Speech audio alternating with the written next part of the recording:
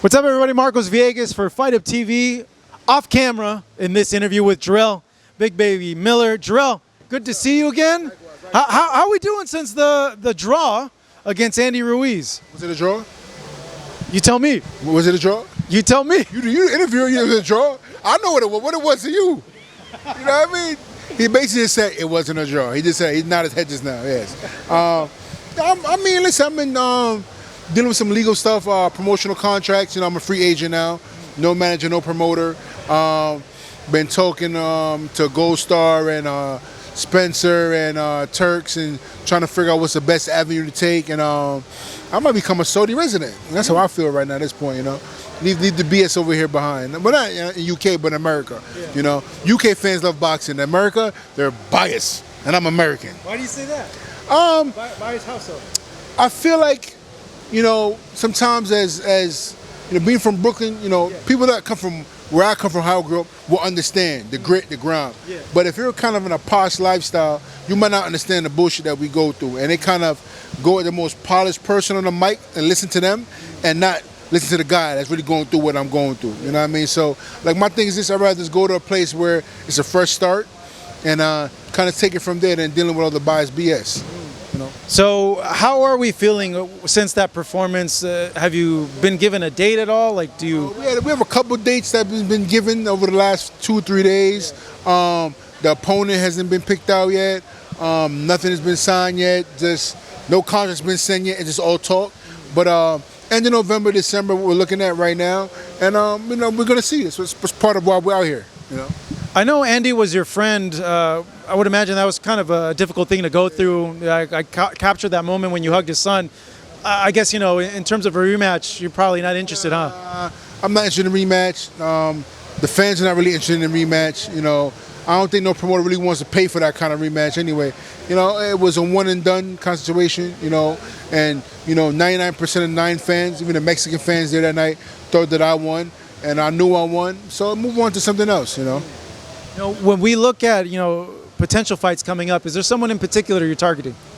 I would love the AJ winner or the Dubois winner of this fight, 100%. Maybe I get one quick one in. Maybe Derek Chisora. He's coming off a great win. You know, Anderson was popping, talking about, you know, he didn't want to fight me because I had a loss to Dubois. I was like, I'll give you a chance. You got your ass whooped by Bacoli. I'll give you a chance to get your ass whooped again. It's a couple of names, nothing too crazy.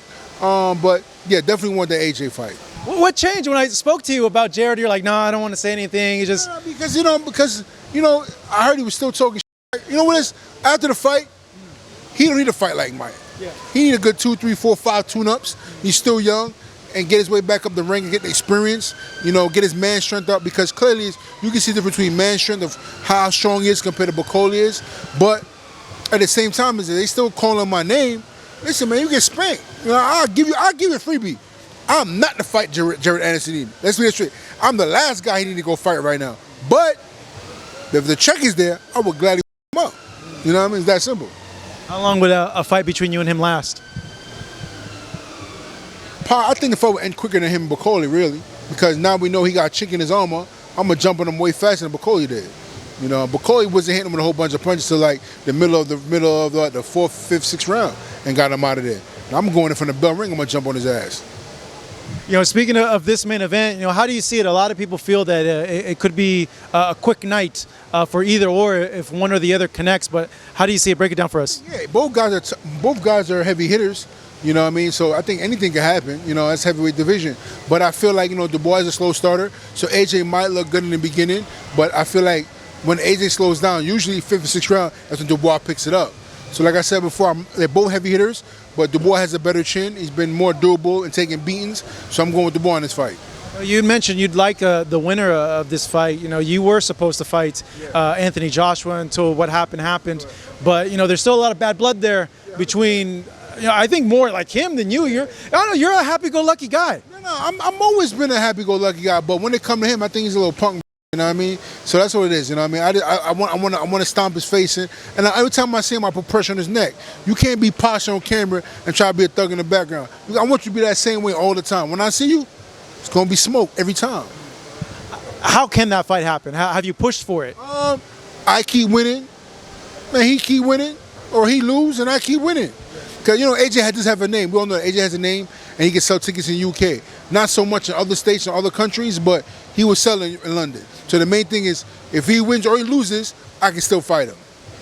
How different of a fight is that now compared to back then when you guys were originally supposed to fight? Both two undefeated guys that, you know, that were the top of the game. I feel like it's still a big fight that can be made. Of course, it was going to be different. You know, title, two undefeated heavyweight guys. You know, a little different, but not too much. I feel like, but it's all in the build-up. Do you think you're better now? Like, do you think he's not as good as he was before? Do you think he's even better now? Like, I don't think he's better at all. Okay, he's been knocked out, dropped. I think for me, I don't think I've never been to my full potential. I think that fight was going to be my full potential. You know what I'm trying to say? And it got cut short. But I feel like now I've been back in the gym. I feel great. I got to stay active. That's what I got to do, stay active. Your fellow New Yorker, Edgar Berlanga, went against Canelo. How did you see his performance and what did you make of how he fought? Even though he lost, it was a good loss. And in boxing, there's good losses. And I know that was a good loss. He showed he had mental and heart boxing fortitude to hang in there. Only reason why he lost is experience. He didn't have the experience yet. And that's a fight that gave him some experience. So Berlanga's going to be around for a long time. Once he keeps head in the game and stays focused, he'll be on the top. Is there someone in particular, like, do you want him to see against at 168? No, not really. I think he's kind of proving his point right now. I think he need to take a good one or two tune-up fights, get exposure, get the experience in, and then fight like a Charlo or something like that. You know, those would be some good fights for him. But I think Berlanga did what he had to do Saturday. Given the two names that are always circling Canelo, I just want to get your thoughts. Benavidez. Benavidez. It could be Benavidez or Bud. You know what I mean? I think Canelo's fought enough guys already where they were easy tune-ups or stay busy fights for a tough guy. But I totally understand the reason why too. You know, Canelo's moved up 100 different weight classes. So, you know, y'all want to make money, you got to fight me. You know what I mean? But like I said before, if he keeps calling himself the best of the best of the best, you got to fight the best around. That's all it is. Canelo's proven his point already. But if you want to stay there, you know, that's boxing. Does Canelo beat both? No. No. Wait. Who doesn't he beat? I don't think. Doesn't beat Benavidez or he doesn't beat Bud? I don't think he beats none of them. Nah. Okay, you got it. You can't leave. Nah. I don't. Benavidez is too big, too strong. Yeah. Loves to get hit. Yeah. Terrence is more active, throw a lot more punches, can box for 12 rounds, better stamina, and Canelo's not moving the first 4 or 5 rounds. But those guys will pack those rounds away and box him in the end. But what about Canelo's size and power against Bud?